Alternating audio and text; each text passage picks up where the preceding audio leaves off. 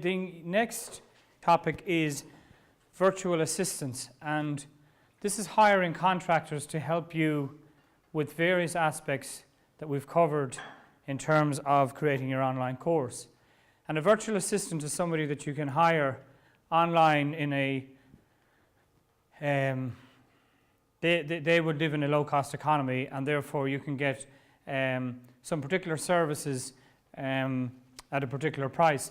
The other point, though, is that you can get access to people where you only need something small done and something done fast, if you like, and that you don't necessarily need somebody on a part-time or full-time basis, even if it is, say, administration or data entry or inputting data into Excel or taking your email database and putting into a different system, etc.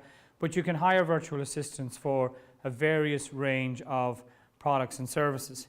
And the point is that don't let expense, if you like, hinder your opportunity to create your course. So in other words, if you need a 5-second jingle and or an entry video done or an animation done or anything like that, and if you're finding that the cost is prohibitory, I'm just making you aware that these virtual assistants, which are real people and they'll just live somewhere else, who are available to do particular jobs in a particular space of time for a particular price.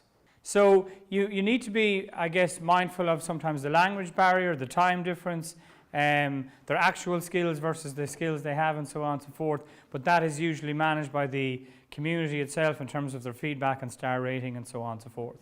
So there are contractors that are available per hour or per project that can do a range of things that you, as you're trying to get your course off the ground and still keep the lights on with billable work, you may need some assistance on a competitively priced, as needed basis. And that's why we introduced the whole area of considering virtual assistants.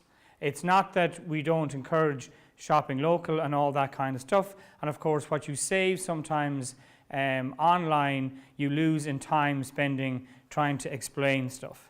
Okay, so sometimes we get something done cheaper with a virtual assistant than we would get it done locally, but we spend a week explaining it to them and we lose that week.